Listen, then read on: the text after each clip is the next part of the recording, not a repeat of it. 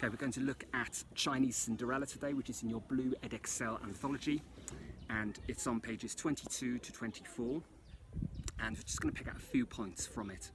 To start off with, Adeline, remember, is at boarding school, and she's dreading the idea of going home. So you could pick out this simile on line 6, where it says, as I played, she's playing Monopoly with her friends at school, as I played, the thought of leaving school throbbed at the back of my mind like a persistent toothache. There's this dread at the back of her mind, isn't there? The idea of going home causes her discomfort and pain and fear, doesn't it? And there's another simile then on line 14 where it says, I ran downstairs as in a nightmare. Again, this sense that it's creating a lot of fear. The idea of going home is a horrific prospect to her. There are quite a few abstract nouns as well. So on line 14, it says full of foreboding. And on line 19, it says, my heart was full of dread on the short drive home. And so the foreboding and the dread are abstract nouns. Pick out and use that kind of linguistic terminology when you're talking about it. It's also interesting that it's only a short drive home, and so her parents don't live a long way away, and yet you get the impression she barely ever goes home. So again, that shows what a kind of distant, uncaring relationship she has with her father and stepmother. And that's emphasised by the fact that they've moved home and they haven't even told her. So when she goes to this house, she doesn't even know that she's home. The driver has to tell her. So it's a very distant, very uncaring, very unsupportive relationship. And she's not made welcome when she goes home either. So if you look at line 28, it says, your mother is out playing bridge, your two brothers and little sister are sunbathing by the swimming pool. She's just come home from boarding school. Maybe she hasn't been back for weeks. No one's even there to greet her, to make her feel welcome. When she then goes to her father's office, you need to look at the description of the father's office. It's described on line 32 as the Holy of Holies. And that image is from the idea of in a Jewish temple, the Holy of Holies was the place that only the most important priest would be able to go to at certain times of the year. It creates this sense of it being a very holy, very sacred place.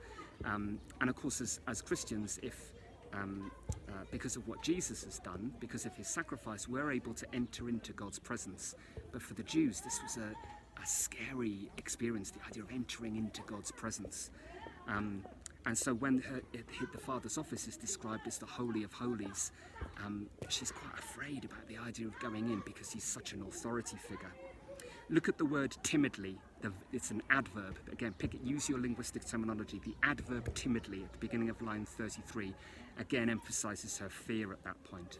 And all the way through here, the father is represented as a figure of authority and power. Even when he's being kind, he's pleased to see her, to talk about this article because she's won this competition, but he uses imperatives. These imperative verbs are commanding verbs, remember. Look at line 38, sit down, don't look so scared, here, take a look. That's sit, don't, take. They're all imperative verbs, and it shows that he is controlling the conversation. And he's very much the dominant one within the dialogue, because he barely lets her speak. In fact, she doesn't speak until he asks her questions. He has to give her permission to speak almost on line 59 when he says, tell me, how did you do it? How come you won? And then she speaks, but not without him inviting her to do so. When she does, and she says that she plans to study literature or English, he's very dismissive. Look at the exclamation on line 73. He says, you're going to starve, you'll never make any money from being a writer. And look at how he has contempt for her. He's got no respect for her. He laughs at her. Look at the verb scoffed on line 73. And then right at the end, when he eventually he says, oh, you can go to England, but you're going to study medicine. You're going to study obstetrics.